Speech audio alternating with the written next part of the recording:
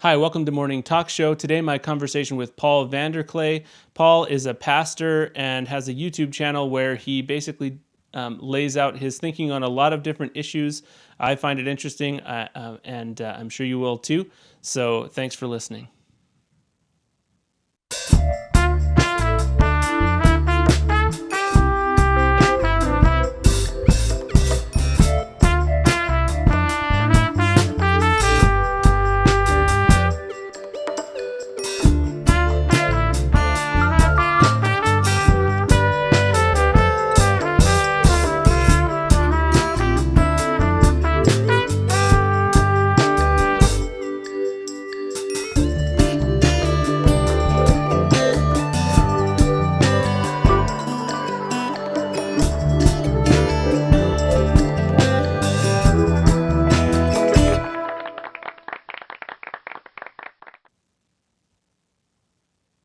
Hi, welcome to the show. Today I talked to Paul VanderKlay.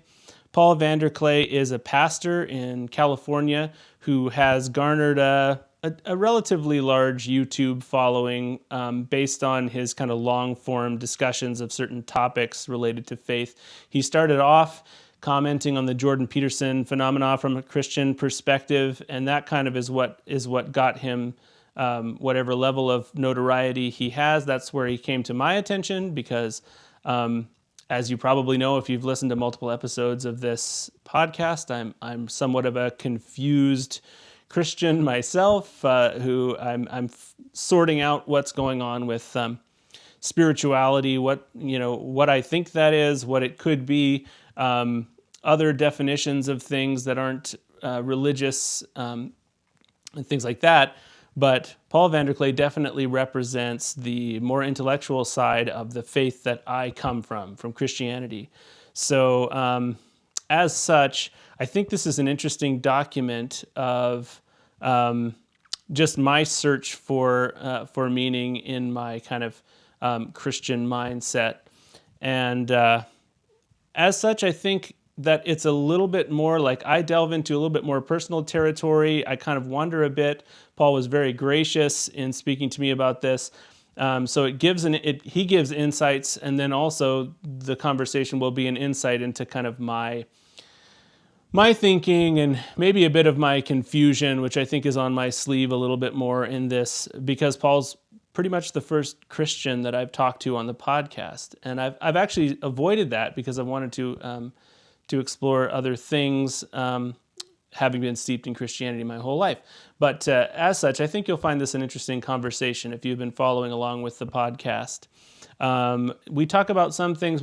There are topics we start and don't continue on with. Probably the big one is when I talk about changing my desires. I talk about wanting to be able to change my desires.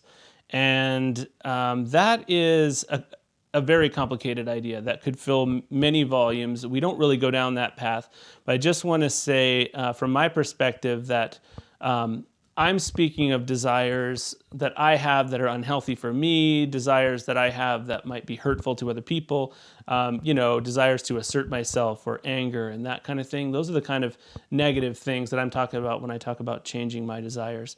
So without any more yammering from me, let's get on to this conversation with Paul VanderKlay. Thanks for watching. Like and subscribe if you like this kind of content and if you want more of it. Thanks so much. Paul VanderKlay, welcome to Morning Talk Show. Thank you so much for agreeing to speak to me. It's my pleasure. Thank you for speaking to me again. So the story, the people listening to this will not know the story, but we spoke at least a year ago now. And I feel the need to come clean to you and apologize and say,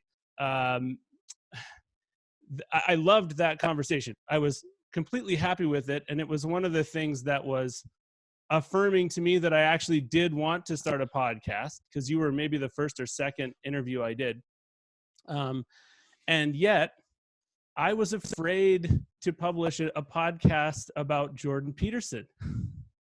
I was afraid to, I'm getting vulnerable a little bit because I wanted to start a podcast. I clearly, as you could tell from our conversation, I was and am an appreciator of Peterson's to some degree, probably less so now than I was at the time, but he was very influential to me at a certain time in my life. And I do think that he undercuts his message in some ways. He undermines his message with some of the ways he speaks. And so I was so nervous to so early on in my podcast throw that name out there and throw that, just that, put myself in that box. I probably should have done it. What I kept thinking was, okay, after I've done this interview that will show that I'm not, that I'm not an angry young man incel. Then I'll put up the VanderKlay thing, and it won't, it won't out. I will have proven to people that I'm not sneaking him into things or something. And it just went on and on like that until I felt like the interview was going to be out of date. So I do apologize. Yeah. Do you have any response to that? Not that you have to have a response to that. That's quite all right. I am curious though about your transformation and your story. So, but you're the one throwing questions. If you give me half a chance to start asking questions, I will. So, oh wow, I won't hijack your podcast. No, that's okay. Like it's supposed to be a reciprocal podcast, and actually, I've already talked more. I've already ranted while you sat and listened to me. So anyway, I think my first question would be, how do you describe what you do right now? And like, I know at one point your channel had a lot to do with Jordan Peterson, and I'm a fan of your channel, and it's had a lot less to do. So how do you describe what you do with your channel? Oh, that's a really good question because I don't think about it much. Yeah. I talk about things I'm interested in and that I think are important.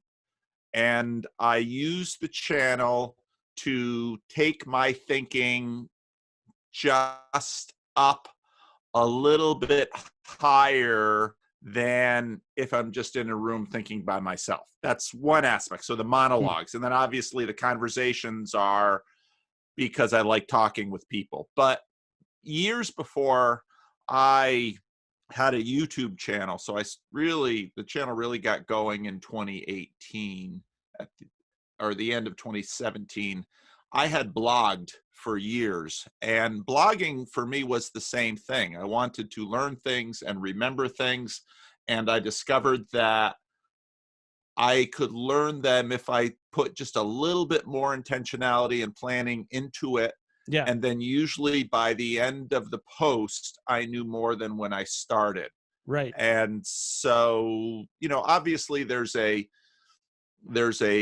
missionary mentality to my channel. I do want to influence other people, but really it's terribly self-indulgent. Yeah, no. So when I say yes, I don't mean I'm agreeing that you're self-indulgent. But I do, I know what you mean, because I've been listening to you for a long time. Sorry?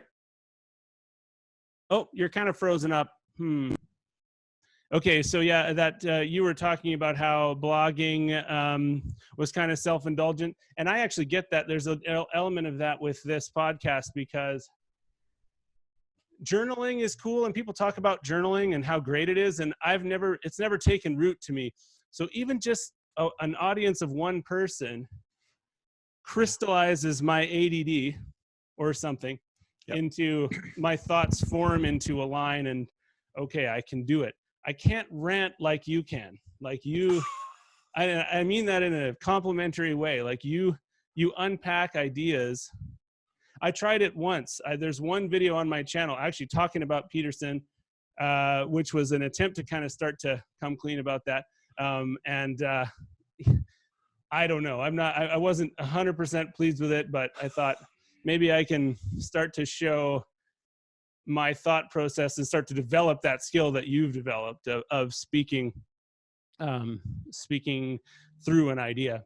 And actually, I think that's something maybe the two of us share with Jordan, in that for anybody watching this who absolutely loathes Jordan Peterson and has heard sound bites or seen some more recent stuff, there are those old lectures that he used to do pre-fame, that those are the ones for me, like where he would have his hands out. You could see him grabbing the idea out of thin air and wrestling through it. And like, it was painful. You could see the pain of it. And I think maybe one of the ways that his perception has gone wrong is that he's maybe lost sight of the fact that his thinking is what is the most, like, watching him think is much more interesting than watching him preach. And you're a preacher, so but what strikes me about your channel is that you're not preaching.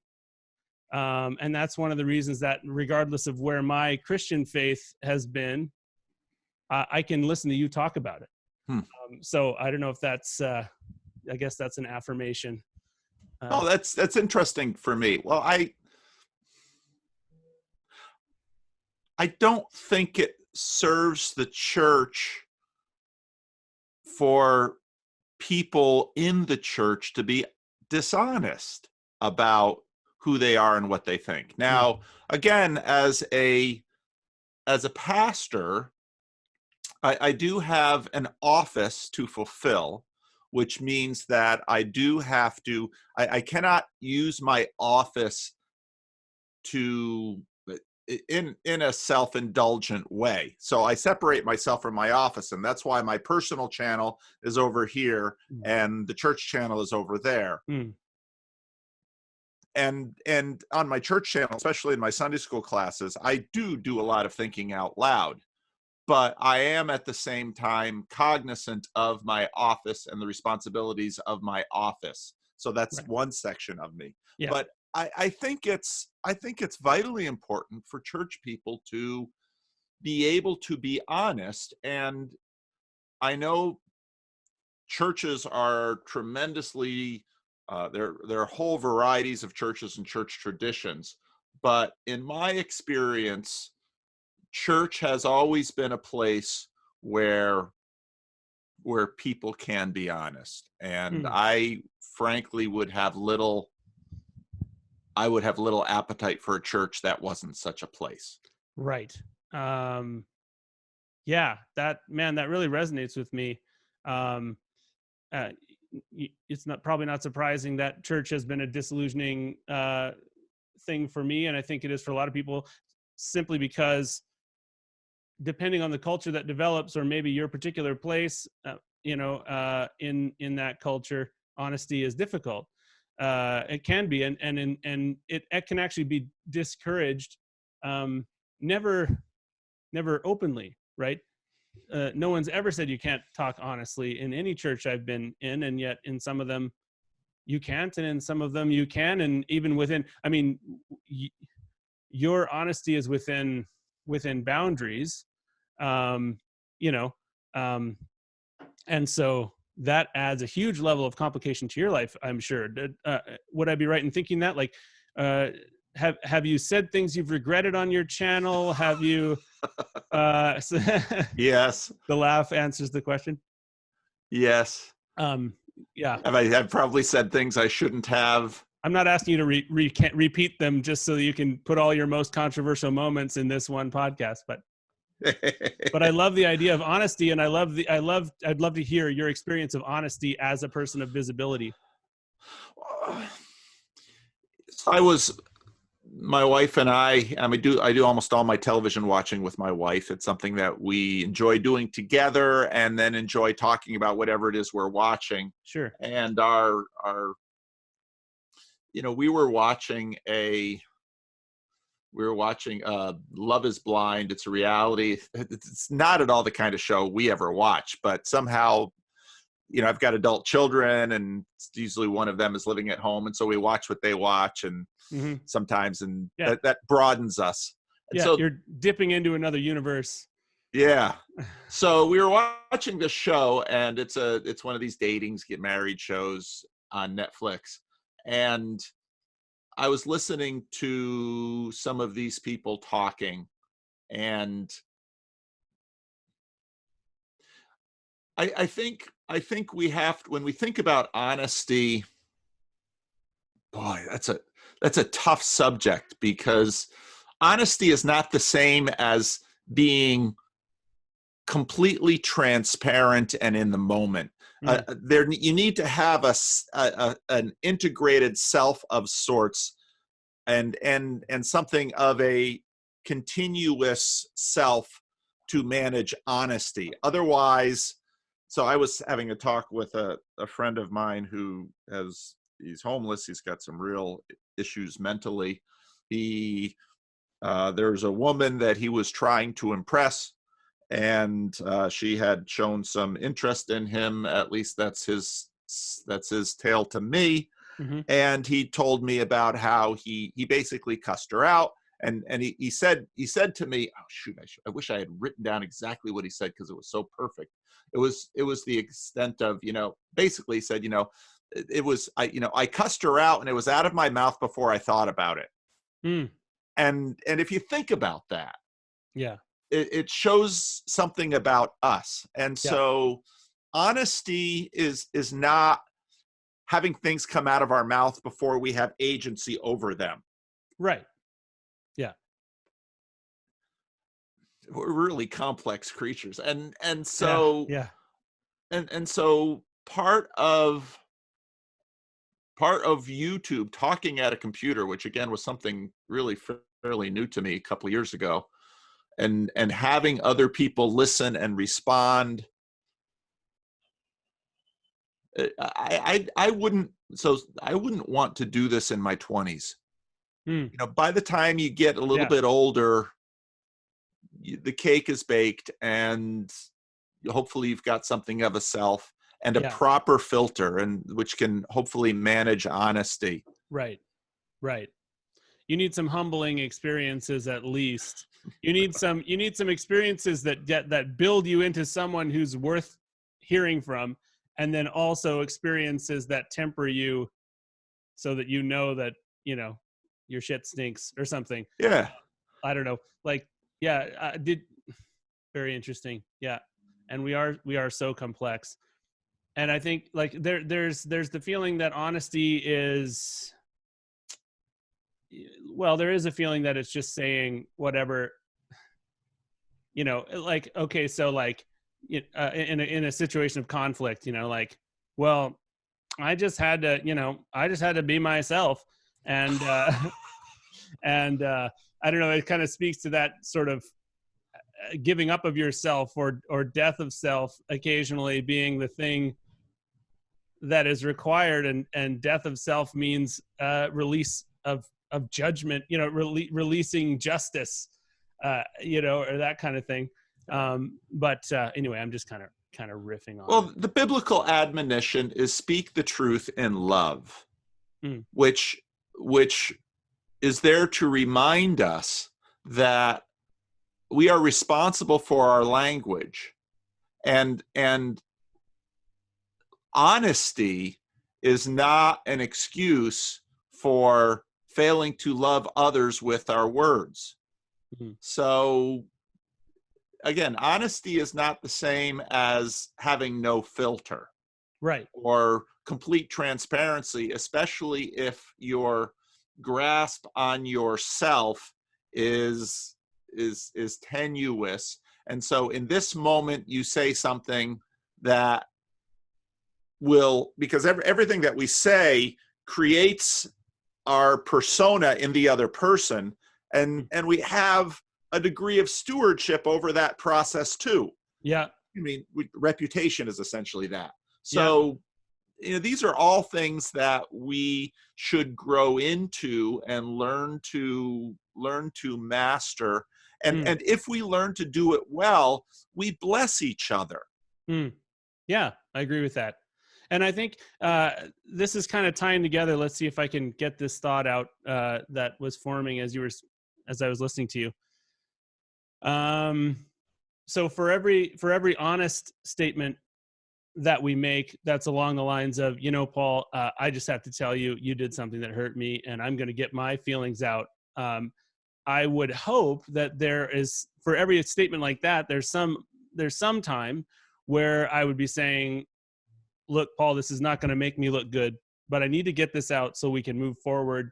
It's maybe, or I'm being honest. I don't know if I'm right. I'm being honest, and I want your actual response. So it's like, it's honesty. And then it's whatever, it's accepting the response back from the other person.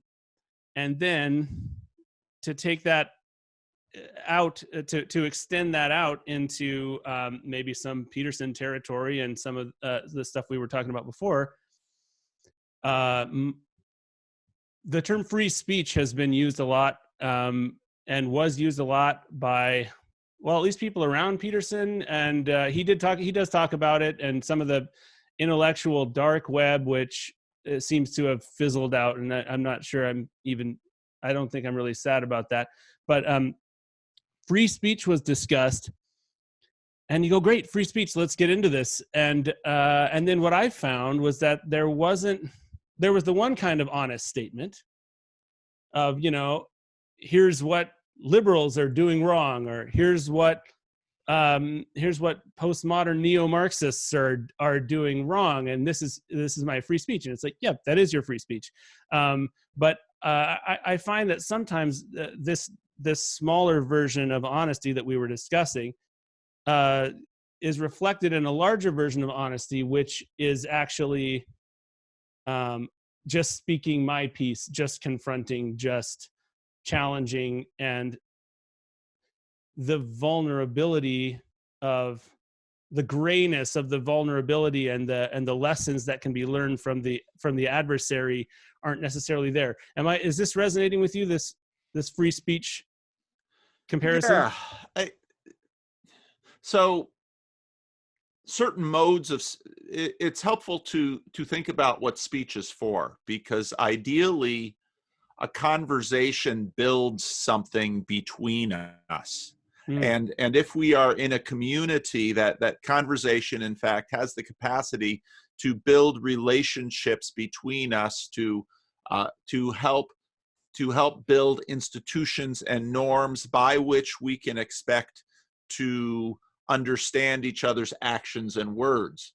Now, something has happened in the culture that has given a particular amount of status to the call out, or something of this nature. Anyone who has been in the business of calling out within networks of relationships understands that there has to be a relational context in which for the words to have power to bless in a correcting way, there needs to be a relational context. mm, yeah. And sort of what we've devolved into is mere complaint and self-indulgent complaint.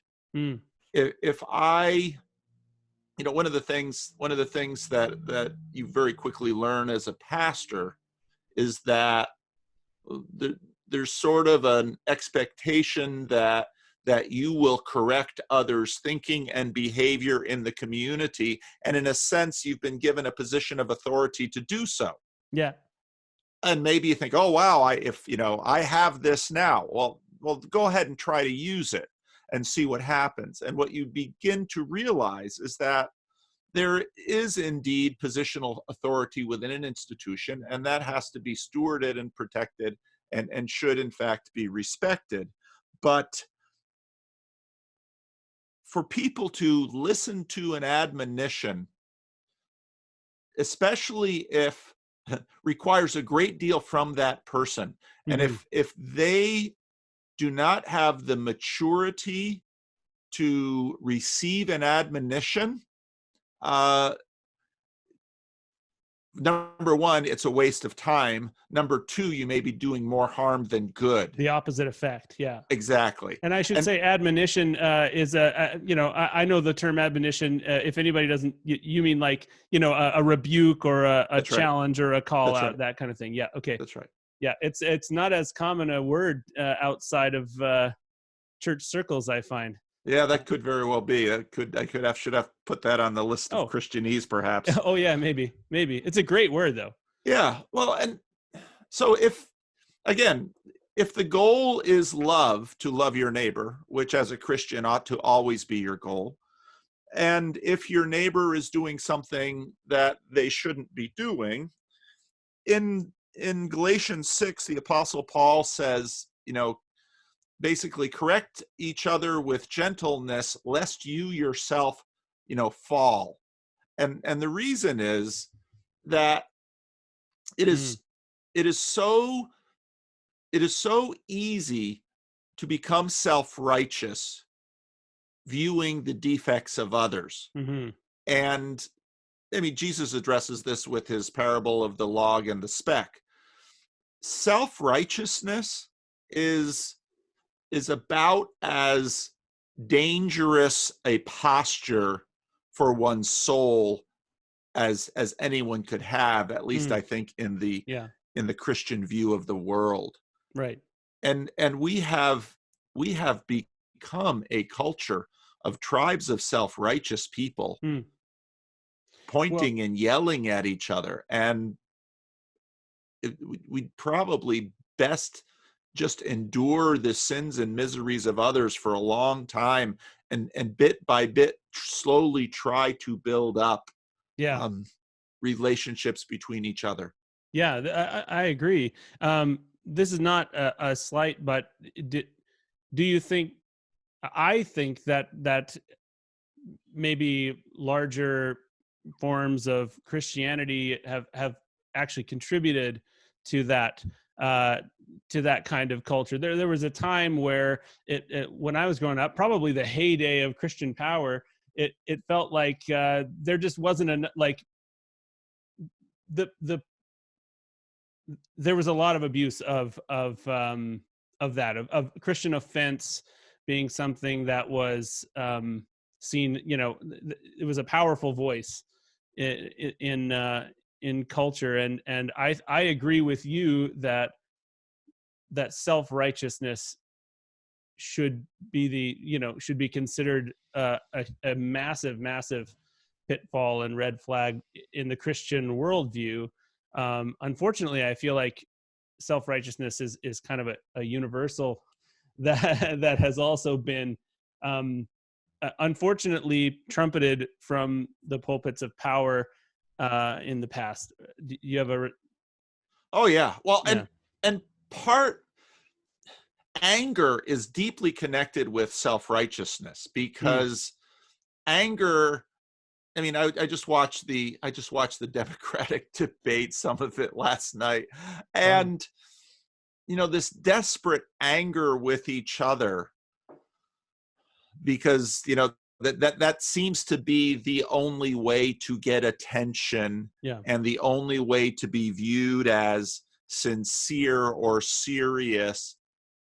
Mm, This is a really ugly and dangerous spirit that mm, has taken lodge in our cultural debate, mm, and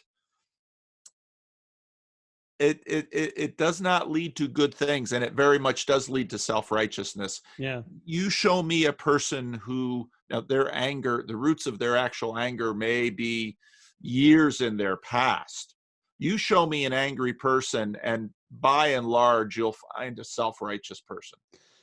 Yeah, I've had such a complicated relationship with anger because I've really grown, not complicated. I've really just hated my own anger for my whole life. And my wife and I talk about this because I'm a repressor repress my anger, and then very rarely will it explode, and it's like, yeah. So anger, on the one hand, I completely agree that going to anger as a way to show righteousness, as a way to show power, is so damaging. And yet, I guess there's this, it doesn't go away. And so, I don't think it has any place on the presidential debate stage. And you can just see, for many reasons, that whole situation devolving into the worst, basest form of communication, largely spearheaded by the guy that the Christians are backing. I mean, I feel like that began. People are off the chain now, maybe because of Donald Trump. I'm interested in what you think about that, because he definitely took all the first steps in allowing anger to be, the animus that informed his behavior. And people are showing themselves. It's depressing, because people are showing themselves to have wanted that, in a way. You know what I mean? It's like there are times where there are times where in life where you get sucked into something good. And that's one of the things that makes me feel like goodness is a real thing, because there are times where you'll see someone influential will say, hey guys, let's all do this, or hey folks, let's all do this. And then you get sucked into it. You do something really good for the community or something, and you're like, whoa, thanks, I really am glad we did that. And then you also see the other thing, where something bad will happen, and you can see it in people's faces. They're like, finally, you know what I mean? Like, you're letting me off the chain now to do what I've always wanted to do without this veneer. And I think that's what's happening in politics. Man, I feel like we're jumping all over the place. I really like your thoughts here. Now we're on to politics. But yeah, do you have a response to that? I remember during the McCain campaign, John McCain, there was a town hall event, and a woman got up and just said, really ugly things about Obama. And John McCain, basically said, whoa, no, no, no. And John McCain was of a generation, I think, that especially having been a veteran, understood what happens with people when they begin to disregard institutions. And I think politically,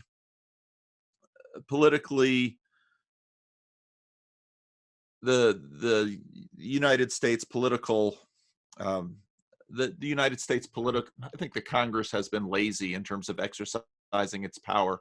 And over a number of years, we've seen, why can presidents do so much now by executive order? Obama was criticized for that. Trump is criticized for that. It's because Congress isn't, in many ways, doing its job. The president shouldn't have as much power as the president does. I think presidents certainly lead, but they also express. And in a sense, one of the things that I've said in my videos, I think in some ways, the two political parties in America express different elements of humanity and need. The Republicans express strength, and the Democrats express kindness. In a well-formed person, you need strength and kindness. Right. And it's not always easy. In order to love, you need both of those. Okay. Right. And so it's, in a sense, a little bit more natural to hear anger from strength. Yeah. But when you hear anger and kindness, well, it doesn't play as well. And so I'm the difficulty in talking about Trump is that all you get is anger now from both sides. Right. Yeah. And so part of responsible language is attempting as best we can to anticipate the response to our words. Now, we're not in control of it ever, because individual people will all have their own responses, but we are responsible for them. So Mm, I think, although I should say at the beginning that I have been a religious believer and a political skeptic, and by that I mean, um, I've always been skeptical about the power of politics mm, to bring in the kingdom of God, right. and that's why I'm a Right. preacher, not a politician. Yeah, and honestly, I'm neither one, but that's where my sensibilities lie as well. Like the change, the internal change needed in people doesn't come from the top. And when you mentioned, oh, sorry, go ahead. No, I think if you were to look at Trump, I think his bigger, I think I think the bigger problem is that he's a mocker rather Mm, than an angry person, and right. I connect that with that because in many ways I can be a mocker. I mean, I can be a troll, Mm, and that's a mockery is a powerful rhetorical tool, mm-hmm. but it's a dangerous one, and just like self-righteousness, it's a dangerous one for our own souls. A read through the book of Proverbs, Yeah.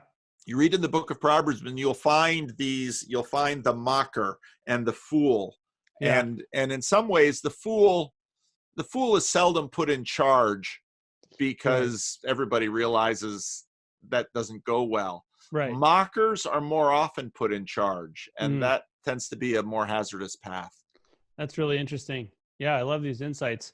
One of the things you said about the Congress and stuff kind of losing, or like about how did you say it? The there's a sort of civility and process and stuff that they're supposed to follow, and I wonder if there's any corollary there with a liturgy, like there's process and there's almost like pageantry and a certain amount of going through the motions, which is the complaint which is the complaint of, say, Protestants about Catholics or about more liturgical systems. But at the same time, the Catholics and the Anglicans and all are rehearsing things on a regular basis, because on a deeper level it's been determined that they're valuable things. And that's what so the talking to you about this is making me kind of form this together, because there was that ripping of the speech thing that happened. And I mean, goodness knows, Yeah. I would, if I was close to Trump, you would just, I mean, physically close to Trump, sometimes you would want to have those mic drop moments. But it did seem to me like there's a veneer dropping, and there's veneer is maybe a bad word to use, but that there is a sense of ceremony, and that's and process, and the being part of something larger that's kind of leaving politics right now. So it's not a question. It's just something that came to mind, knowing I'm speaking to a pastor.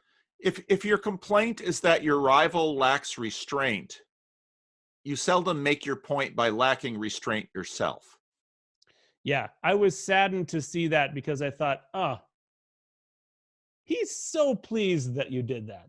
You just got to think on some level. He might have been offended, but at the same time, it's like, must have hit pretty close to the mark with you.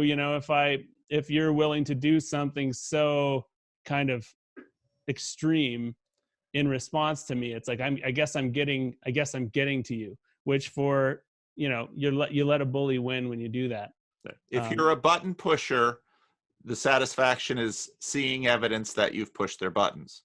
Yeah, yeah, and it was that. So for that reason, it was just sad, because I Well, would love to see a very good alternative to Trump in that regalness, in that kind of self-possession. Anyway, yeah. well, it's because self-restraint exhibits a particular kind of strength, as does kindness. And you see, that's part of the difficulty, in that both archetypes, in a sense, both modes have their own strengths and weaknesses. What are the two And archetypes? Sorry, can you? well, strength and Oh, kindness. okay, gotcha. And so self-restraint is in many ways the strength of kindness. Mm. And generosity is the kindness of strength. And Mm.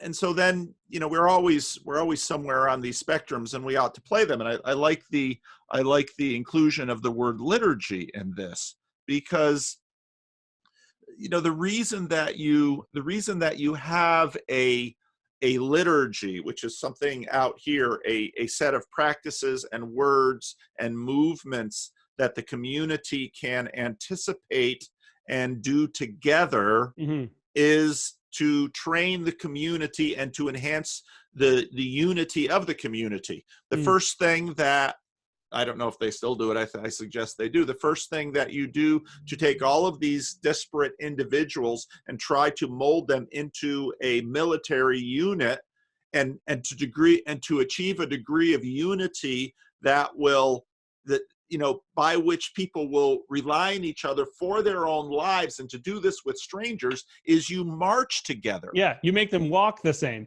That's right. It's And so crazy that it works. it does work, but it's deeply, it Yeah. tells us something very important about what we are and how Yeah. we are. And for this reason, the decorum, the liturgy, all of these things are very important for us to work together. Right. Yeah. And I mean, we are such complicated creatures, and it, the more disembodied we become, which is a whole other topic, uh, the more it seems just crazy and almost pathetic that we can be united by moving our bodies the same, by saying the same words. You know, like I don't think it's pathetic, because I think it's natural. I think it's a situation where the physical world has an impact and has an influence on the psychological world. And of course, the eventual goal of the person marching in lockstep is that that this physical repetition will actually cause an internal, will facilitate an internal loyalty and an internalizing of the principles of the armed forces. You know, but what they don't do is have a bunch of lectures. They don't have a bunch of sermons about how you guys are going to become a group. You know, you guys are going to become a unified group. So come, you know, every day, come to this lecture hall, and I'm going to convince your mind that you love these people around you, that you're going to kill with them and you're going to die with them. That's not how they do it. And No, again, no. if you want it done, if you want whatever, I'm not making a statement about the armed forces or about war or battle, but if you want people to get united, there's so much to do with our bodies that's involved with that. Physically being together, looking the same, moving the same, speaking the same.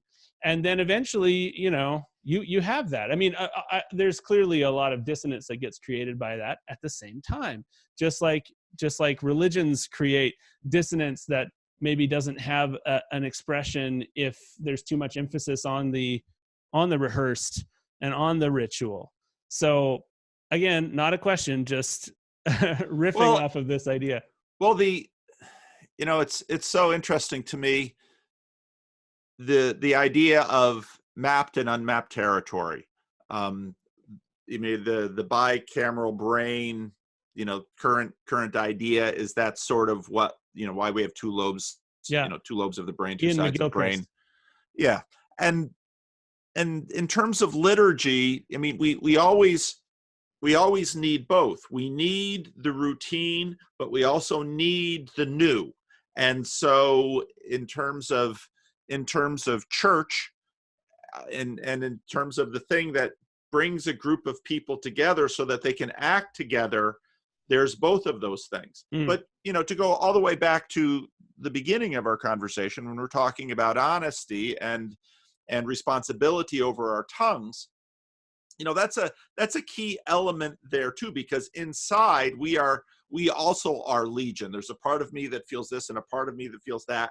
And so we are many. And so what we're looking for is, again, this word integrity, so that we, all of our, I often call it a consciousness congress, that all I of love that that. that is brought together. And now I can act as one, and especially not only one here in this moment, but the same on through time. And that is what we seek to achieve together in an ecclesia, in a church, in a community where we come together and we act as one through time. Now that takes, this is, so when, for example, the Apostle Paul in the New Testament talks about that we are a member of Christ, Christ then is the one community, and a member is not a widget or one ball in a ball pool. A member is like a finger. And if I were to lose any of my fingers, you'd be incomplete. That finger would be missed. Right.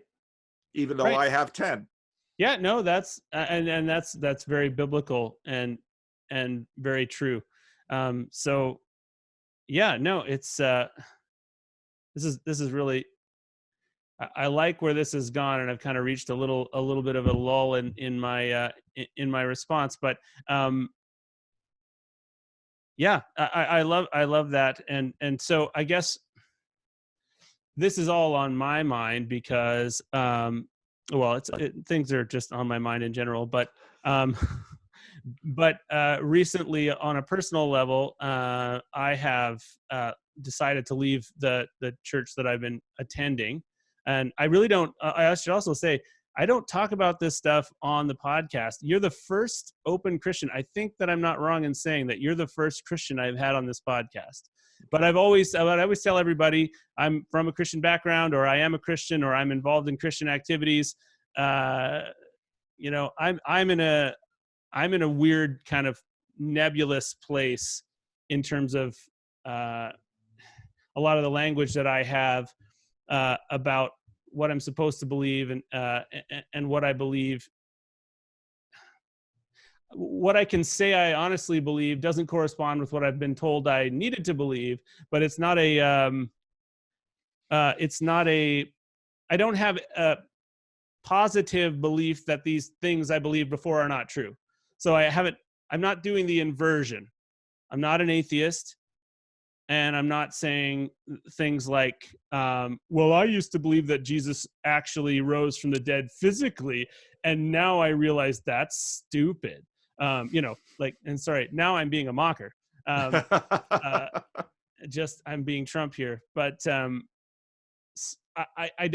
just in this very nebulous place. Like what I've said in the past to somebody was that if your faith and I guess further than faith, also your beliefs were characterized as a house or as a place that you live. At one point, I would have said I was in a town. Not only was I in a house that was built on rock and firmly established, but I was in a town of complementary architecture, you know, that was well planned and surrounded by people also in those homes. And now it just feels like I can kind of carry it on my back, what I actually would express a positive belief in. Not making a statement about whether that's the right place to be. It's certainly not my destination. It's just attempting to be honest. And it's the kind of thing that's very difficult to say inside a church. And so in my recent and personal experience, I've been disillusioned with church for so long that I haven't really considered church itself to be a part of who I am, or to be a part of my identity. And making the decision to leave this Protestant church, a Baptist church, has been really interesting because I actually have found that surprisingly, I still want church. And I've heard people say that. People who have been out of church for years have said, oh man, I really miss the community of church. And for me, like, going through a lot of complicated things in a church context, I was like, you're basically saying you miss the worst part of being a Christian. Like, that's how it's felt. I mean, I might be overstating it for a narrative effect, because I have a lot of really good friends, at my church, and there is a community there. But yeah, so now I'm going to. I have attended an Anglican church now with my family a couple of times, and this liturgy. This is where all this is coming from. It's not entirely pie in the sky thinking, and there is this liturgical element, and there's this interesting and almost pleasant element of slipping in and out of faith and in and out of religious belief through the course of a service, based on the fact that we are actually speaking the scriptures, we're reading them out loud, reading the Bible, and we're doing things, like singing together, which I've always done, or going and receiving communion. And I don't know. I'm interested in your response. This is not a question, but one of the reasons I wanted to talk to you, I felt like it was a good time to talk to you again, was that I'm just interested in maybe even a little guidance. This will be like a little counseling session for me that I'm getting for free. No, you can send me a bill. But a little bit of guidance or some thoughts on how to negotiate spiritual disillusionment. Yeah, first of all, do you have any thoughts about what I've said, or should I try and form things into the form of a question? Or do you want to interview me? Well, talk to me a little bit about I mean, it's probably hard to articulate, but what about, I mean, obviously you wouldn't have switched if you didn't feel at some level it was an upgrade. Do you know what that's about? Well, I wouldn't say I've switched for sure. I happened to have a friend who is an Anglican priest, Okay. and I actually, this is weird. I have several really close friends that are kind of leaving my church at the same time, and by chance meeting, we were actually looking to possibly rent a room that this church isn't using. They have an extra building, this Anglican church, and I brought a couple friends along to look at this space. And on the strength of that meeting with this guy, they started going there. So now it's like, this is so not interesting to people. I'm sorry, everyone, just bear with us. We'll get to some good stuff. My personal story is not fascinating, but anyway, through tenuous things, some close friends started going there. So I have attended twice, not necessarily with the decision that now I'm an Anglican or whatever, but Okay. and I actually I don't really want to just jump ship and say, oh, it's like, oh, this was bad there and now, but they don't do that here. Kind of like a rebound girlfriend or something, Okay. Well, what when you were in your old church made you uncomfortable? Well, there a certain amount of what we were talking about before about honesty being difficult. Honesty being difficult in the church, receiving some discouragements. Like I actually used to lead the music there, and there was a Sunday where I was really working through some things personally and some deep things, and I was speaking between the songs and with real emotion, getting choked up and things. And at the end, I kind of felt like, oh, I feel like actually I was working through some spiritual things. I feel like maybe God, I've always been very, very skeptical about the voice of God. It's so difficult for me to say something was of God. And so I thought, I had a moment of real faith there. I felt like I was talking, actually working through something with God. And then I got a text from the pastor, maybe you don't have to talk so much between songs, and so I just felt kind of fundamentally rejected on that. And then it happened to another friend when he was leading, got some, almost disciplinary action based on kind of some stuff, not very controversial stuff, but just there's sort of as happens very naturally, I think, in faith communities, there's I don't know, an attempt to have a unified message and to assert, you know, a like-mindedness that actually doesn't reflect the people who are actually there. And it's, so if it was just the two of us, it wouldn't be a big deal. But I feel like I felt like the tenor, and this has been true of many other churches. So I don't think I'm just like dishing on the one church, but uh, the there's a lot of subtle things that don't get spoken out loud, that we're all just supposed to like hear these dog whistles and sort of act like we all believe the same things, you know, theological things and things like that. And so it's not necessarily spoken aloud, but it's, you know, yeah. Does this sound familiar to you at all? Church, dog whistles, of course, is something that's been in our political vocabulary, but this is the first time that I sort of saw it within a church realm. And it's a good word because, you know, there's a lot of Christian code talk, and then there's a lot of expected response. And yeah, you will lose status if you don't reciprocate appropriately within the culture. And again, every culture, you don't have a culture if you don't have these things. The difficulty is figuring out how to have a robust enough culture that can afford both the this stuff is so hard to talk about, both the reality within it as well as the durability. Right. And you know, it's a sensitive thing. I mean, part of what you ran into is that whole office personal thing, in terms of, because when you're leading worship, you're fulfilling an office. And part of what has happened within, let's say, low churches that tend to be more self-expressive is that the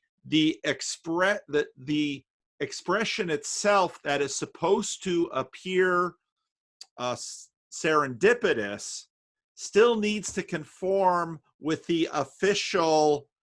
office. And so, in other words, the authenticity, the stuff gets so complex. And this is part of the reason why older church traditions have fairly locked down,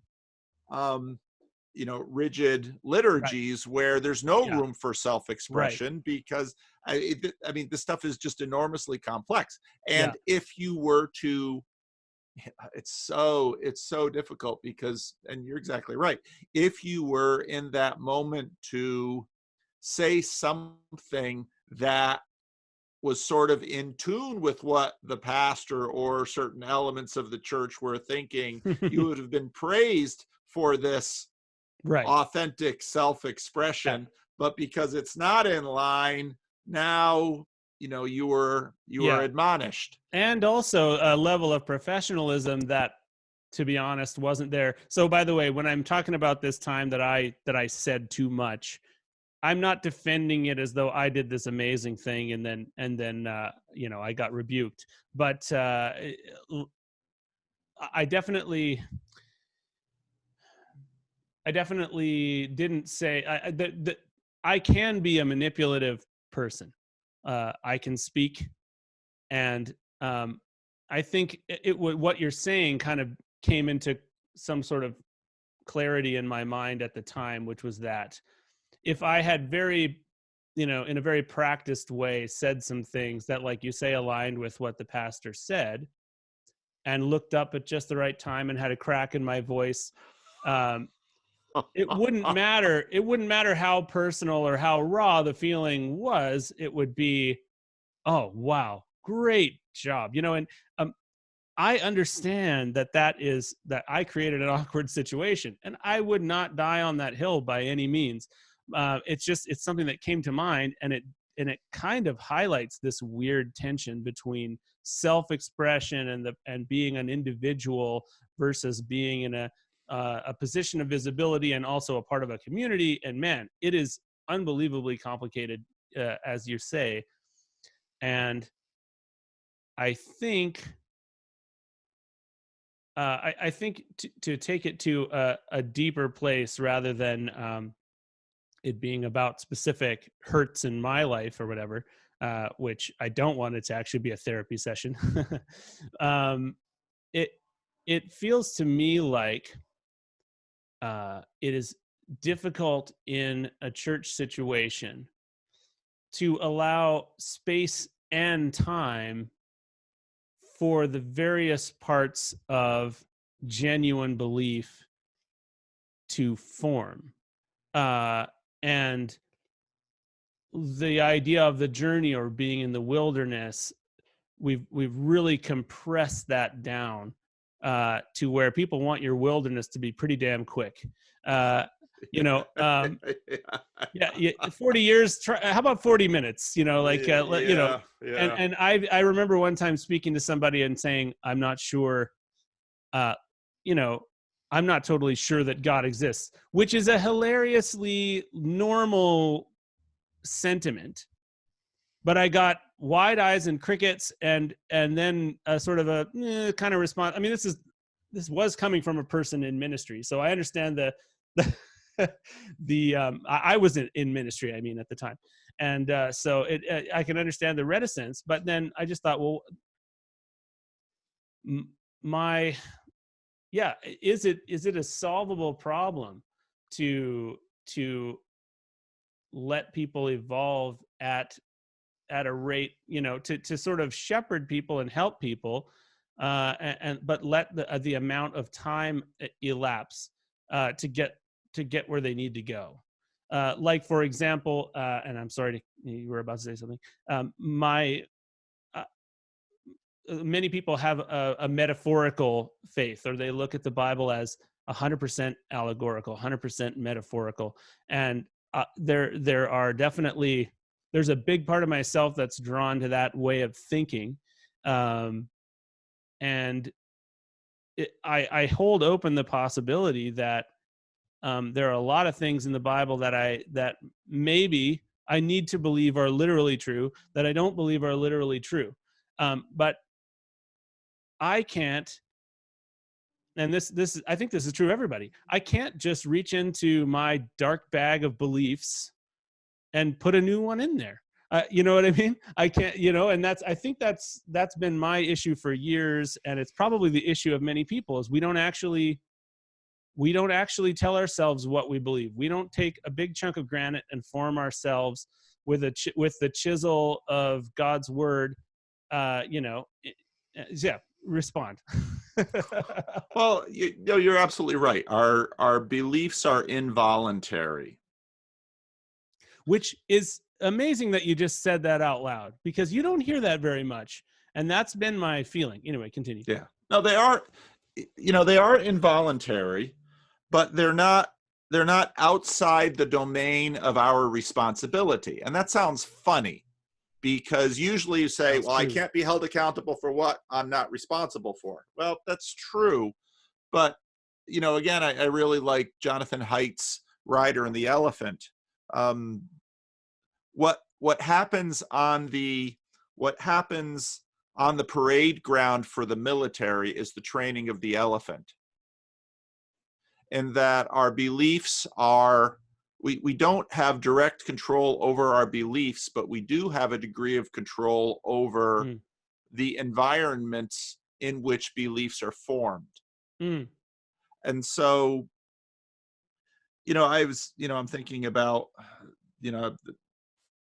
I'm going to hopefully tomorrow make a video, continue to work on the Rhett and Link stuff. Yeah.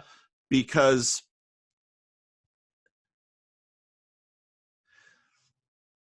in a sense, they get castigated by certain people for the beliefs that they gave up 6-7 years ago now, and took them a little while to come out, which I completely understand.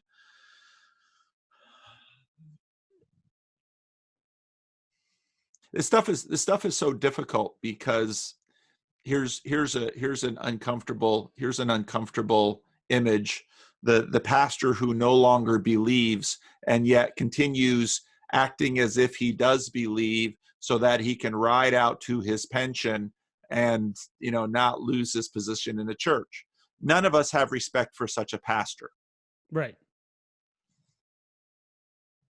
So we're stuck sort of in this middle place of knowing we have to steward ourselves, and there is a community, there's a sense of community obligation with respect to our beliefs, yet at the same time having a burden of public authenticity with respect to these beliefs and honesty. Mm. So what this means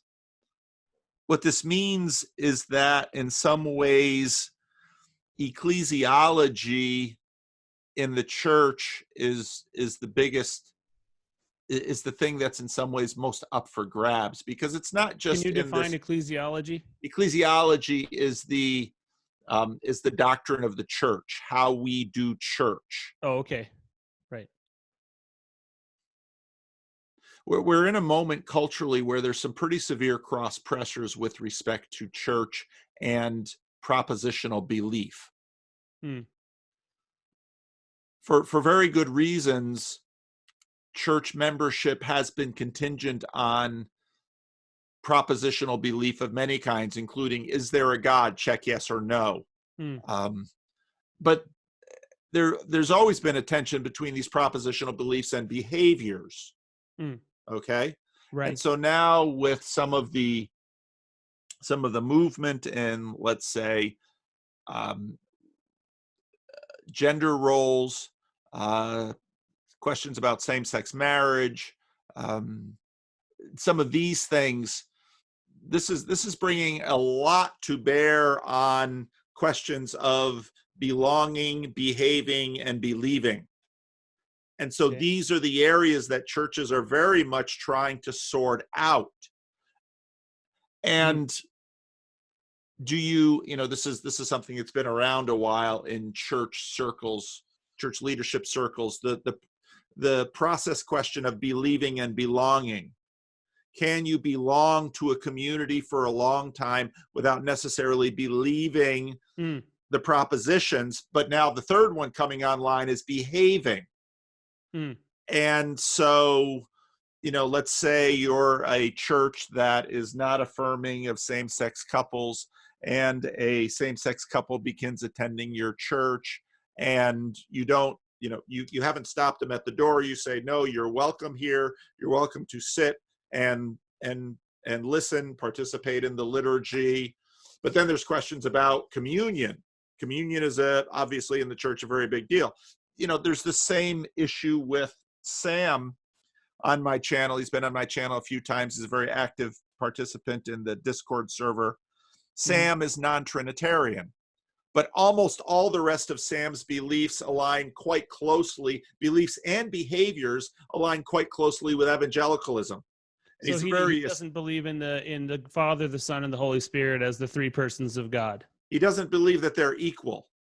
Oh, okay. He doesn't believe Jesus is God in the same way that the Father is God. Okay. So he's non-Trinitarian. That's going to seem for anybody, and I do think that a lot of my listeners are not from this background, and so this is going to sound.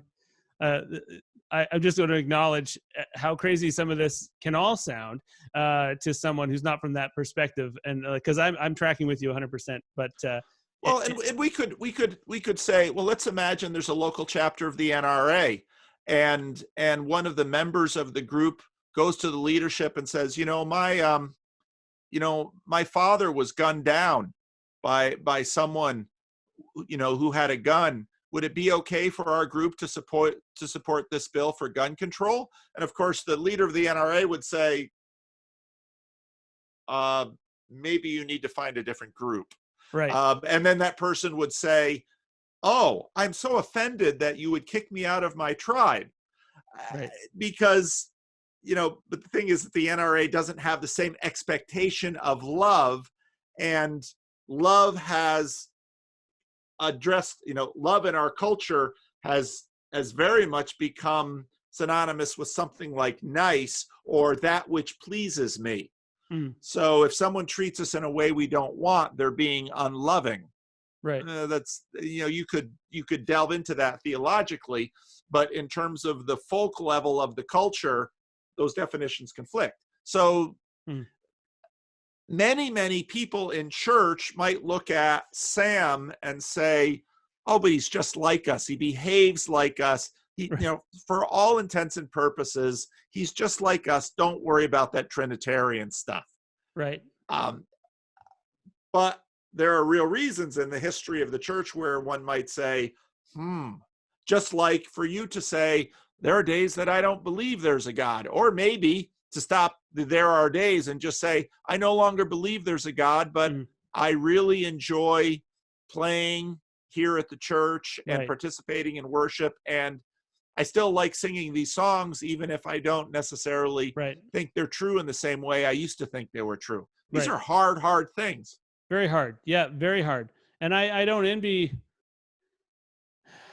people in positions of power who need to positions of power in churches who need to make these decisions, because I don't know how you answer it, because on the one hand, like to put it on a personal level, uh, people don't love you because you are nothing. People don't love you because you contain nothing that offends them. They love you. Well, I mean, we should love everybody, but if people have a personal relationship and a connection with you, it's because of something that you do have something inside you. And this kind of gets to something that's been on my mind as well, where so I've talked to people from various backgrounds, and one interview that's not released yet is with a lady who has extensively studied a lot of different mystical traditions, and has been involved in a lot of meditation and Buddhism and that kind of thing. And I think, let's see if I can express this, and feel free to disagree. But it feels to me like belief has become like fetishized.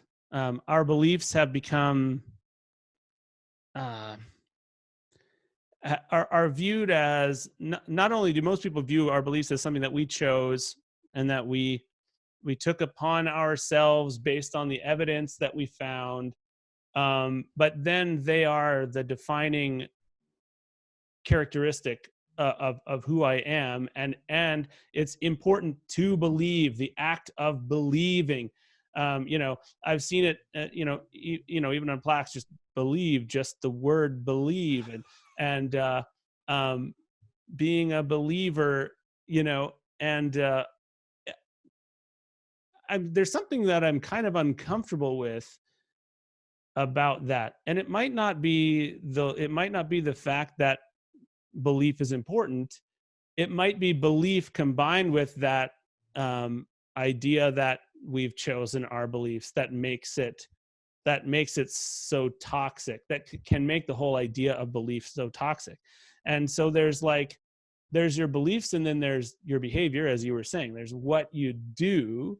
And the place that I'm at is like, well, there were beliefs I was asserting that are not only are they not manifesting themselves in my behavior, they're not manifesting themselves in my emotions.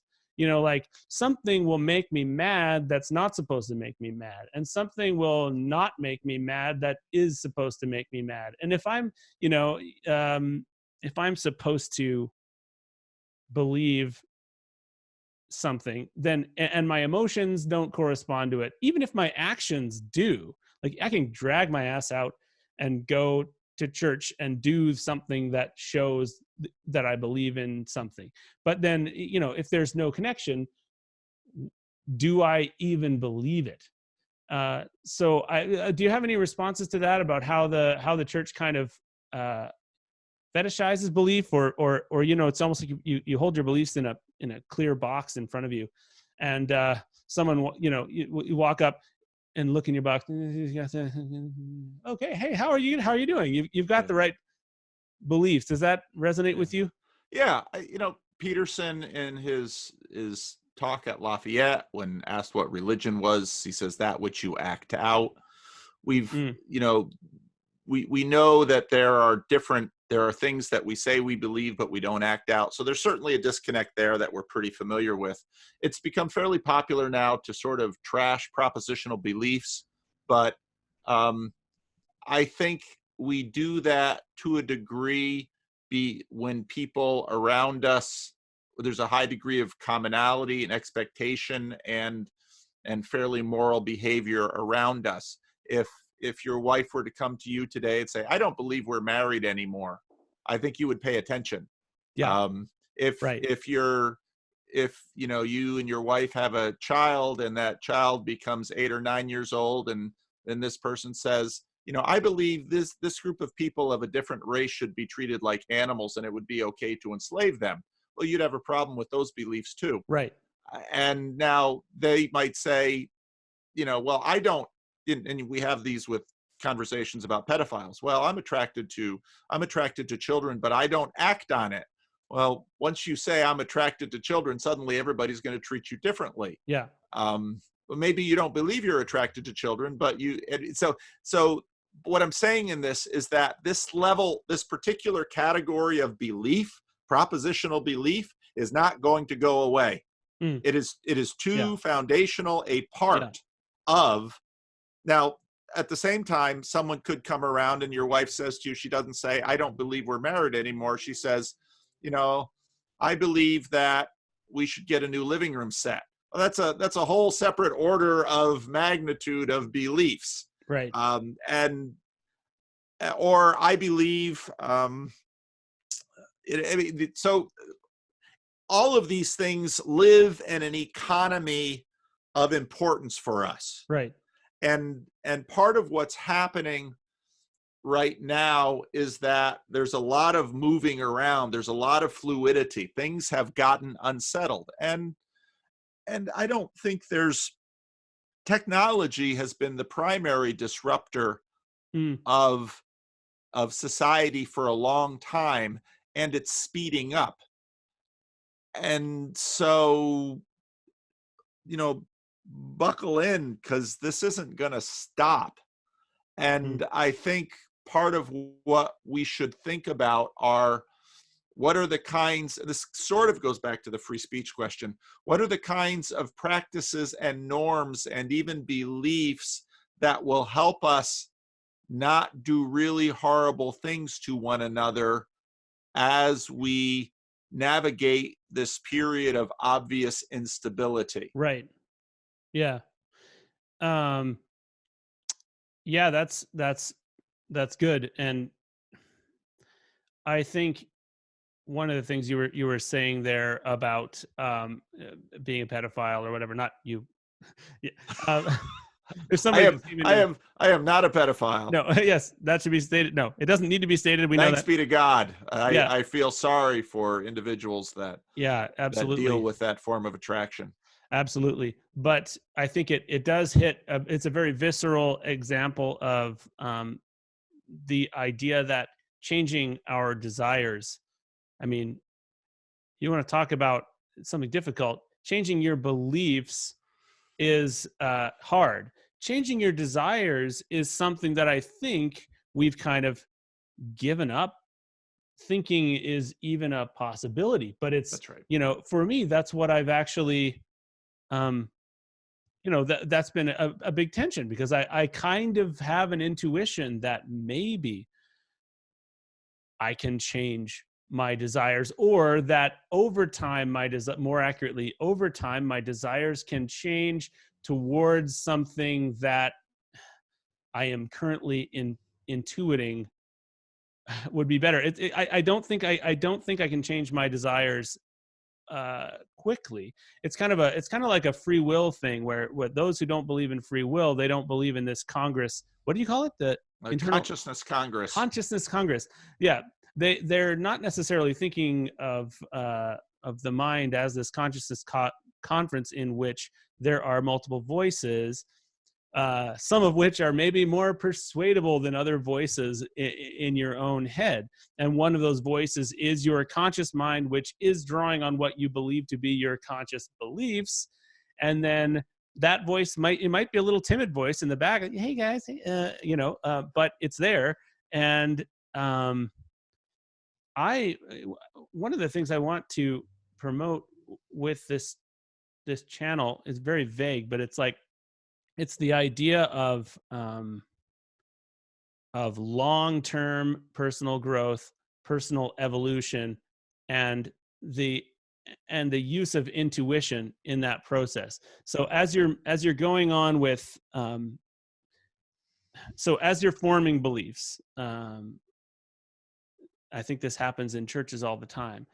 A series of propositional beliefs as a corpus, so like something like a biblical theology, will form beliefs, and then those beliefs will, especially the more genuine ones, will form intuitions. And this is where it gets really weird and complicated, to the point that I've even been told by at one point by a theology scholar that intuition was a word from Eastern mysticism, and that intuition itself is problematic. And so I don't know where you like, I guess what I'm getting at is there are times where intuition gives us the feeling that we must transcend a belief, or intuition gives us the feeling that our beliefs are not adding up to what we want, and or what we think we should be. But that intuition is even formed by those very beliefs. Do you see what I mean? Like, it's sort of a cyclical thing. Yeah. What do you think about that? I'm not I might not the be saying it intuitions well. are certainly formed by the beliefs, but they're also formed by the experiences, and especially by the habits. Yeah, I didn't mean only by the beliefs, but Right. that's one of the things. Right. Yeah.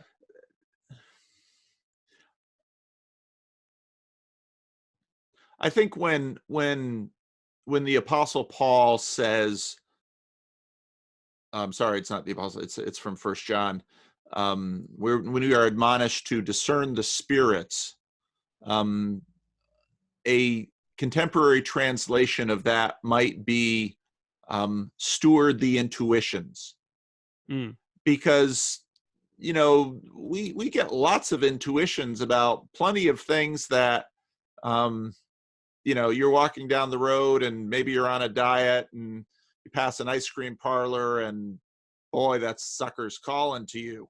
And part of you says, go in there and get the biggest, best ice cream you can find. Another part of you says, well, didn't the doctor say you're borderline diabetic?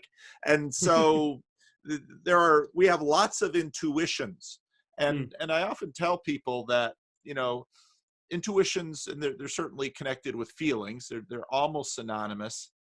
Intuitions seem deeper, less direct than feelings, but they bring feelings, and sometimes right. They're good teachers, but they're bad masters.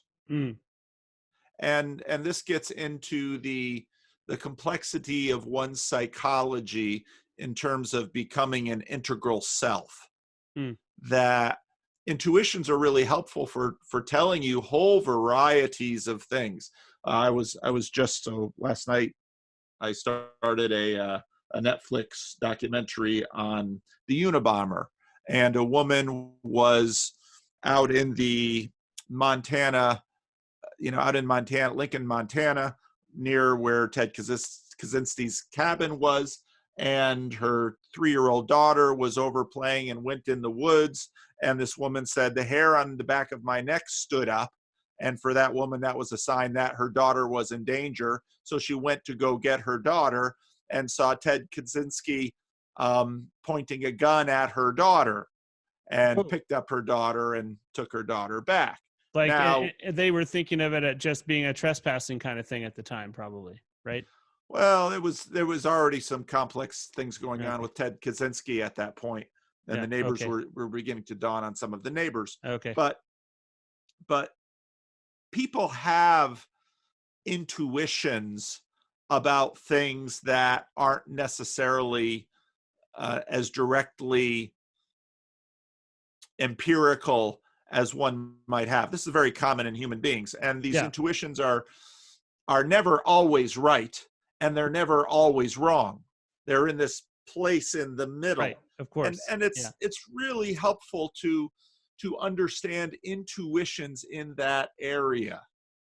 Mm. And so, just like John says, discern the spirits, we ought to steward the intuitions and begin to learn Mm. what's me and what's not me, and what part of me is saying.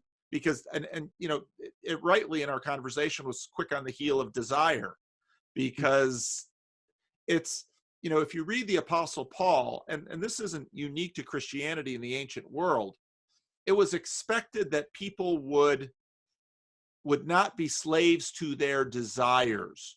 A Stoic had to master that. Christians had to master that. Yeah. And in fact, almost anyone will tell you you ought to master your desires. Well, what Right. that means is your desires ought to be your servants, not your masters. Right. And they will always be with you, and they can teach you things. The desire to eat might indicate that you should eat, Right. but Yeah.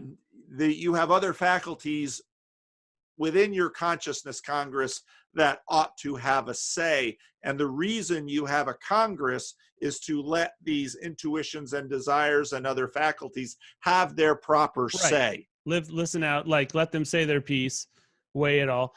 And I think the tension for me with religious faith and belief and intuition and all this is that uh there I believe that I have a desire for God. Um but it's in it's often been in the realm of my intuition. You know, I desire something that I have not seen and do not know, and it is difficult. uh Propositional beliefs then come in, uh often, and it's a good thing for propositional beliefs to come in, because having a desire for God and even an intuition that say goodness is a real thing and that evil might be a real thing, and that it's not that they're not contained within the human being, like these are very vague things, and the end of that intuition is God, I think.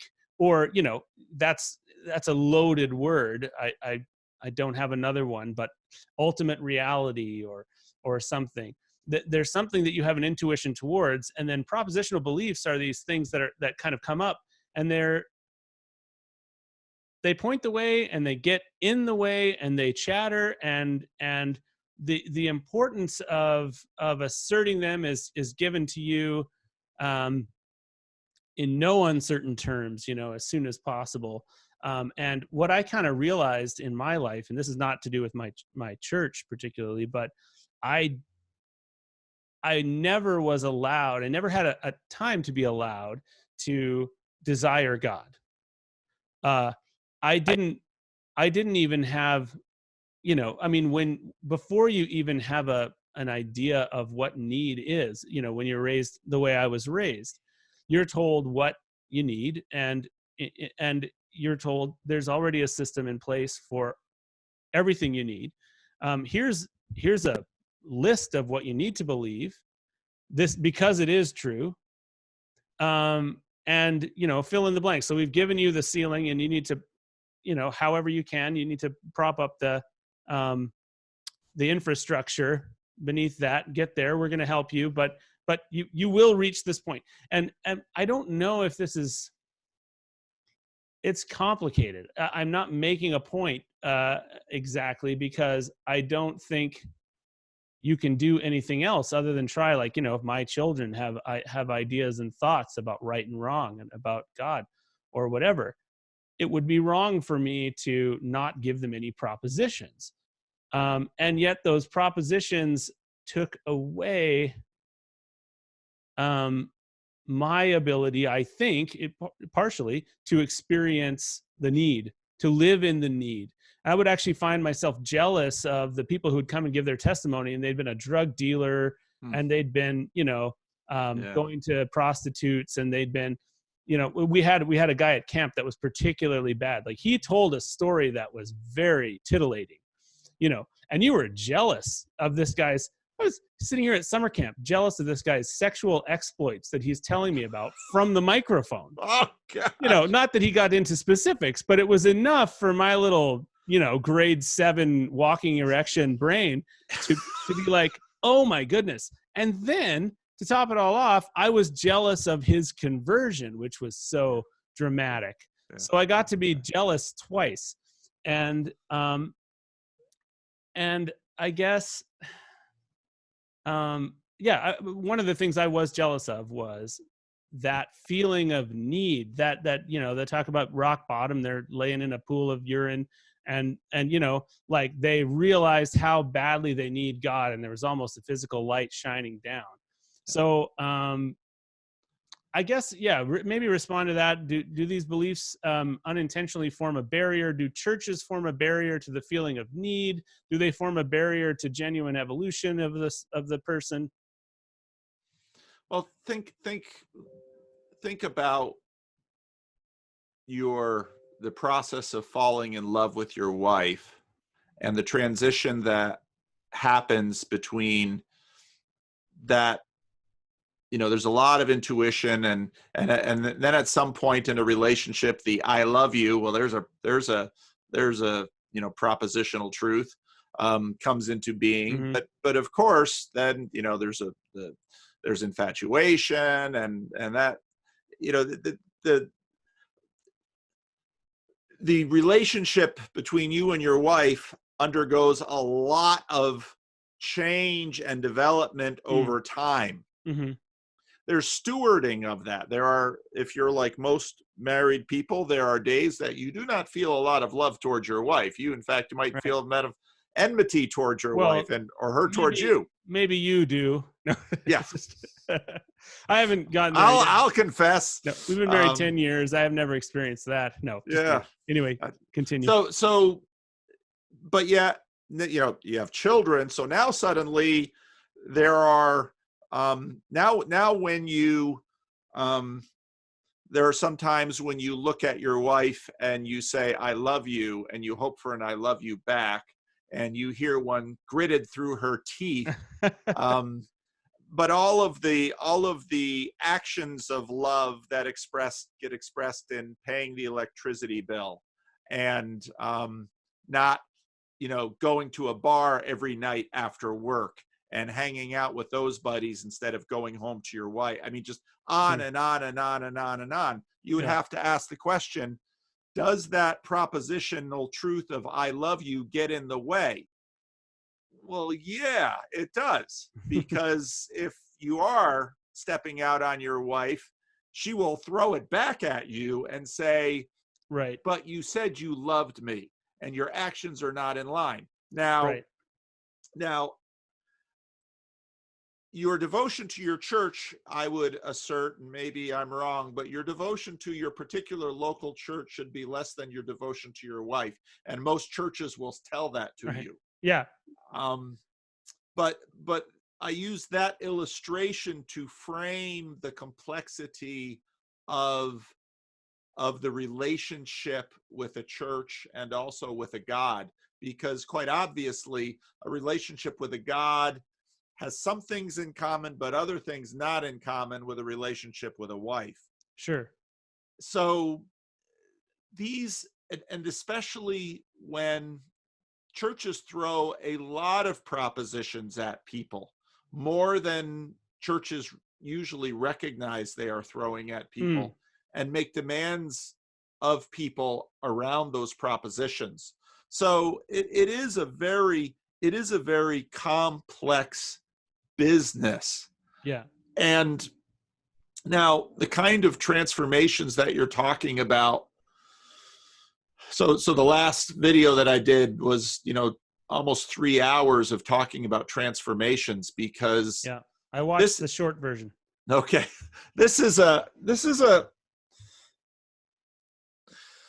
where we want transformation because we have in our minds intuitions about the creatures that we could become and that we desperately want to become. Hmm. And so, And they have to be intuitions, because if we knew exactly what they were, they wouldn't be transformations. that's right. That's right. Yeah. And, Anyway, and keep you going. you know aspects of them, and you have to do a lot of dead reckoning on the way to think this is taking me more towards that thing. And you don't individually grasp or see or even govern that aspirational self that you are that you feel yourself heading towards. Okay.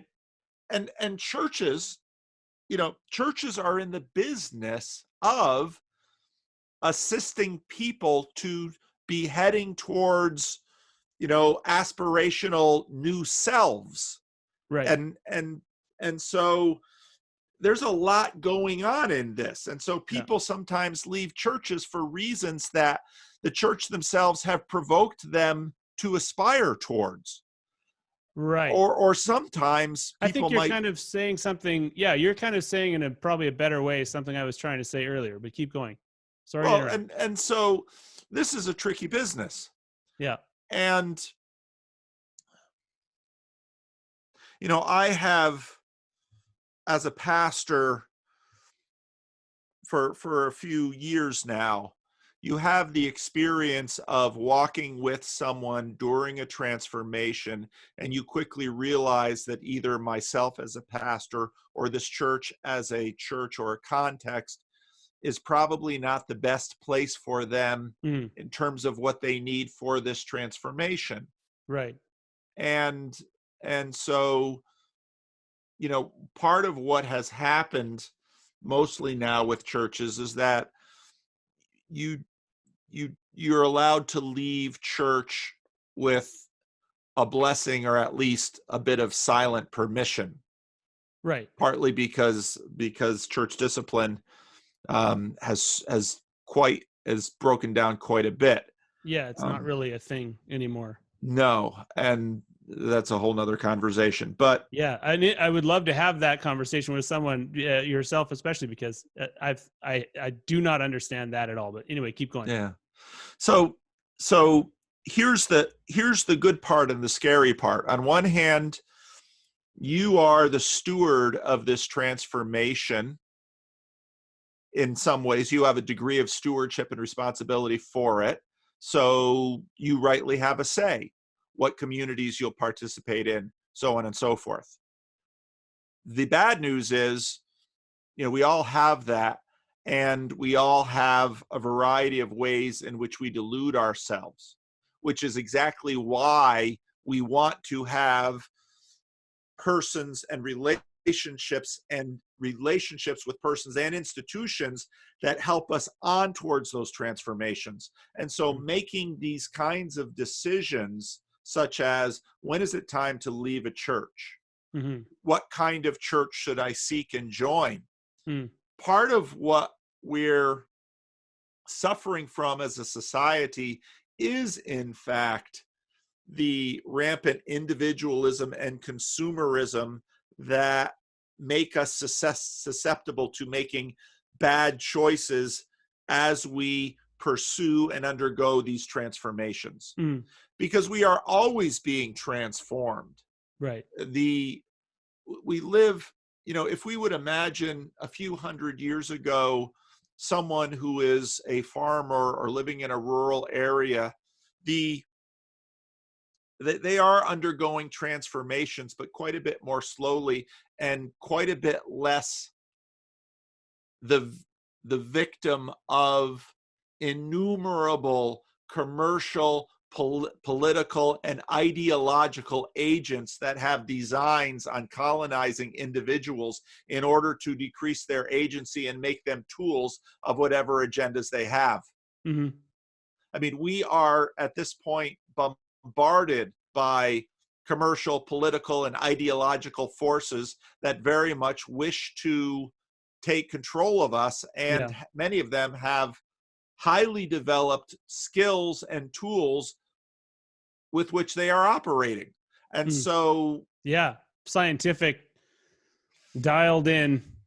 Yeah. I mean, this phone is probably listening to me, to this conversation. I might get an ad for a church in my Facebook that's right. after this. Uh, So it is a tricky business right now. And so we do in fact need wisdom. mm, And this wisdom needs to be, we need to gain this from each other. Now, we have a difficulty that many of the traditional institutions and relationships of wisdom, such as church and pastor, have been eroded, mm, and yeah. some of which is deserved, but we are missing them. Mm, yes. And part of the reason you and I are having this conversation is because you are seeking wisdom in your transformation. Mm, And I'm doing the same thing, of course. right. I open myself to these conversations because I learn from them. Right. And just like we started out the conversation, I have a YouTube channel because I too am seeking wisdom, Mm, and by virtue of the new interrelationships that I have with yeah. others via this channel, I am gaining, hopefully, wisdom and insight, and this is part of my own transformation. Yeah. So to tie some of this together, if what I'm kind of hearing from you is that um, we're all transforming. Church is a church would be a place where transformation under the kind of under the supervision or the watchful eye of a community and of a religious leader would facilitate and help you in your transformation over a long period of time. And there is certainly a level of an element of continuity that I would say you're promoting in not only being in a church, but staying in one for a long enough time to allow that to change, and that some of the intuition, some of our following of our intuition is compromised due to ourselves and our desires and that kind of thing. So I'm with you in all this, and that seeking wisdom is important. I think to go a little further, or maybe throw a different element into the conversation. When you talk about being a steward of our intuitions, and a steward of the Congress and of the voices within ourselves, I think one of the things that maybe I feel has been lacking a bit is that we need to be a steward of the concept of mystery. That we need to, in other words, like you talk about my relationship with my wife, and I've said this in one other podcast. One of the things that I need to, I believe I need to cultivate is the feeling of the mystery of my wife, of the things that she might still have to reveal, or the ways in which she may change, or the ways in which she will facilitate my transformation. And that I should ascribe that to my church as well.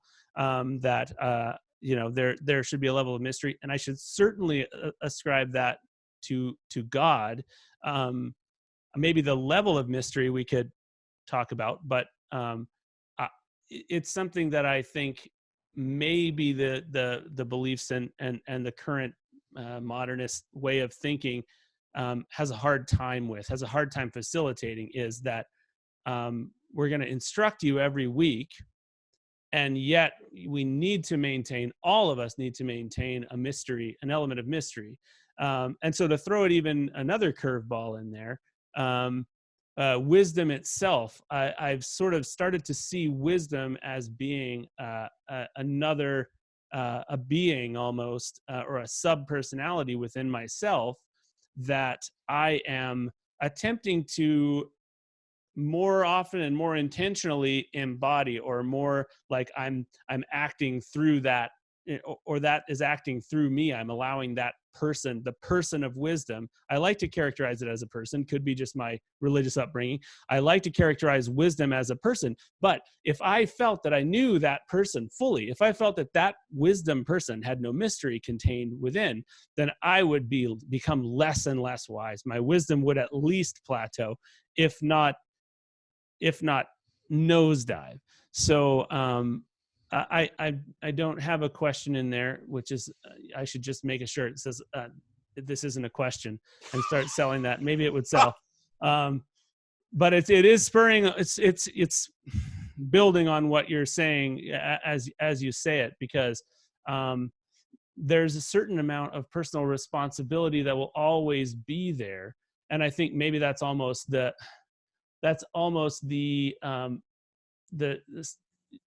Christ in us would be like, when Jesus came in the Bible, he was an agent of questioning. There was a certain amount of skepticism in him of the institutions, and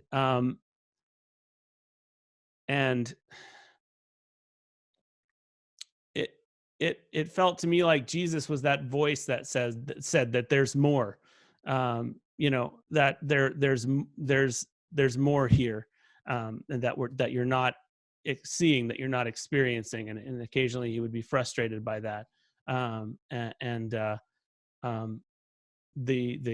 Holy Spirit, to me, I don't know, I'm kind of losing my own thread, but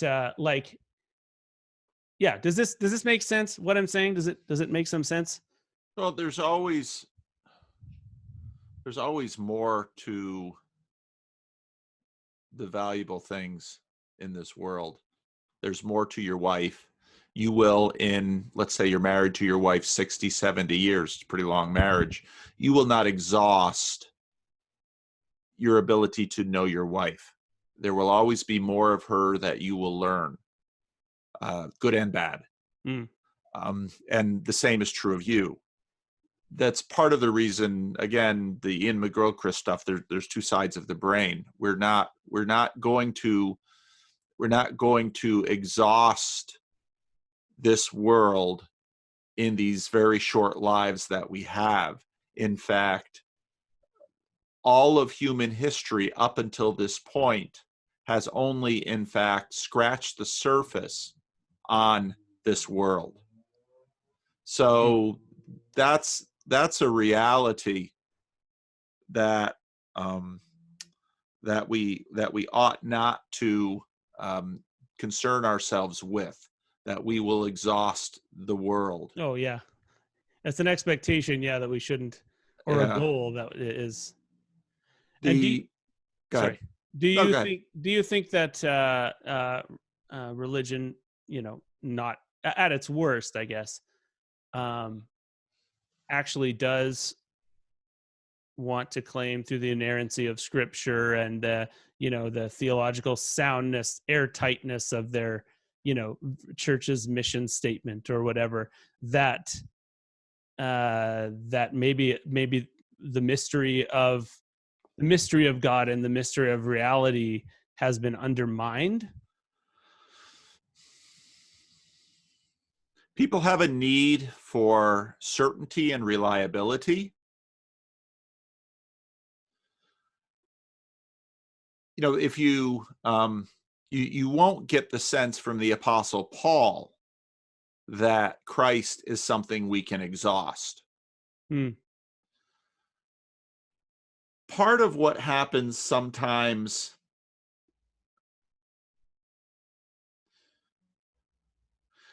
Christian institutions their design, given that they are Christian, should be to love should be to facilitate the loving of people. That's what the institutions should be for, because the institution should facilitate the primary directive of its master, which is love your neighbor as yourself, all the way up to and including your enemy. Mm-hmm. There's the prime directive of the church. Mm-hmm. The infinite nature of people make that command complex, because even, as if you're a parent of a child, you Right. love your child. You want the best for your child, right. in ways that perhaps even go beyond what you want for your spouse. I mean, that's a dynamic in a family often. I would say. Figuring out how to do that at times is enormously difficult. Oh yeah. It's the work of a lifetime. Yeah, it is. It's the work of a lifetime. Now, churches have many times wished to put the needs of the institution ahead of the needs of the individual. Now, there are times when that is necessary, because all the other individuals need the institution too. And so churches are always navigating that interchange. And so churches have, often in an attempt to deliver certainty and comfort to people, clipped uncertainty. That's what we do all the time. Your child comes to you and say, "Daddy, Grandma died. Will you ever die?" And about the right answer for that is a hug. And what you do is you allow your child to indulge a false belief about you, that you can keep this child safe against anything and anyone. You allow that idea to, you don't take your 4-year-old and say, well, coronavirus is a pretty scary thing and it might take me out. It might take you out too. I mean, you don't tell that to a 6-year-old. Right. You might remind a 14-year-old to wash their hands. So, we're always navigating this dynamic, and Christian institutions are too. Now, they've got to get it right, because in some ways, when Christian institutions promise more than they can deliver, well, okay, we prayed for so-and-so and they had cancer and they died. Yeah. That say, should we have prayed for them? I mean, people wrestle with these things. Yeah. So, this is, these are things that we navigate. And yes, churches, so another video I want to do has to do with, again, this question of voluntary and involuntary belief. Bill Maher on Joe Rogan made the comment, which was very helpful to me, when he said, comedians make people laugh. Laughter is involuntary. Pastors try to make people believe. Belief is involuntary. He said that part too, or you added? Oh, I said that part. All right. Okay. Yeah, Bill Maher didn't say that part. Okay. All right. I say that part. Yeah.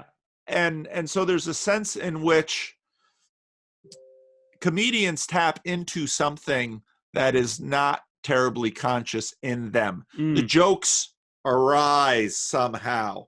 Yeah. And sometimes the best jokes are the ones that elude some of the filters. Right. Did I say this joke? So often comedians have very low filters, gets them into trouble. But as they serve an important function in the community. Right. And so we're all working on these things together. So when churches clip uncertainty and mystery in order to afford comfort and security, there's a trade-off there. Yeah. It takes really great insight to know what parts of reality are ridiculous enough to get a laugh. And it takes really great insight to know what will will bring about belief, I suppose, like, and what leads to that road. There's an intuitive element to that. So yeah, I guess this is longer than I usually go. Based on all we've been saying, I mean, I certainly am searching for wisdom through the podcast. So based on what we've been saying, do you have anything else you'd like to express? Anything that you think would shed light on my situation, or anything else that this conversation has spurred? Well, you have a sense of I think, I mean, you're clearly trying to steward yourself and your transformation. That's clearly happening. I, in terms of a Christian pastor, Christianity offers some things that are really hard for us to get our minds around. Mm-hmm. The idea of the resurrection, the goodness of God. And I think people often sell out too low. And I think when I talk to atheists, that's perhaps the sin of secularity, is they ask for too little. Because they say, well, I've got this life between 0 and 80, and I want to do things that are meaningful, and I want to do things that are comfortable, and I want to do things that are good. How much good can each of us actually accomplish in our lifetime? It's pretty limited. So, my admonition for you would be to, don't sell out too quickly or too cheaply. But that itself is a difficult thing to bear. And there's a great degree of wisdom out there, which is commonly known about, striving to obtain virtue and wisdom. Quick to listen, and I mean, the Bible's full of this stuff, and other faiths and scriptures have similar things often. Quick to listen and slow to speak. Read the book of Proverbs. You'll find a ton of wisdom in Proverbs, and so much of it is time tested. But I think you're doing good things. You're asking good questions, and it sounds like you're pursuing a good process in order to gain wisdom. So, well, that's good. Keep at it.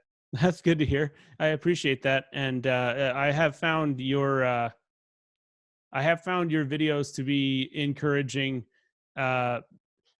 because you don't speak as one who has a who owns wisdom, or you don't even speak as though only your church or your sect or your faith those are the only places that wisdom can be found. In fact, I've noticed that you've been quite occupied in unpacking the views of a couple of extremely, well, they're not Christian. They don't assert Christianity. First Jordan Peterson, and now John Vervaeke, who I spoke to in a podcast.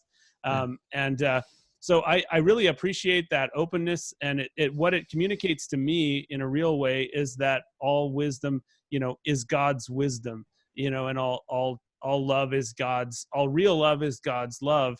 And even though my faith and my beliefs have been very nebulous as to what God is, or what, all of that, those things have been encouraging and remain true for me. So I appreciate that. And I think that's an okay place to wrap up. I appreciate you talking to me. I hope that by processing these things out loud and sending them back, and that I'm not seeming like I'm not listening, or that I'm not receiving what you're saying. I am processing all of this stuff. So I believe you are. I believe you are. Much appreciated. So anything you want to promote or anything like that before we're done? No. If people like this and they want to subscribe to my channel, that's great. But Yeah. if Okay. not, that's okay too. Yeah, it's worth a subscribe. It's this kind of thing and more. And so, yeah, Paul, I really appreciate you being here and your words today. Thank you. Is this ever gonna see the light of day? Yes, sir. I promise that it will. And it definitely will. Okay. Okay. And I'm going to do an intro video to it. And what I'm going to try not to do is apologize too much for mentioning the name of Jordan Peterson, because I don't want to be fearful. And so, yeah, this has been and I, one of the things that I do think about is, I'm in process too, and there are times when I think, oh, I should take some of those old videos down because I don't like this or I don't like that about them. But I don't think it's bad to let others see your process. Yeah, I've come to that realization slowly, and I think maybe what I should do is release the other one. But would that bother you if I release that one at some point? Okay, so maybe I will do that. It'll be really interesting just to see if anybody is actually interested, to see the evolution in the way he's discussed and all that. So yeah, okay. Anyway, I'll probably I think we're done now, and but I'm not going to cut you off. Just let me know when you release it so I can tweet it or something like that. Will do. Thanks a lot. Yep. Okay, Aaron. I really appreciate it. Have a good rest of your day. Okay, take care. You too.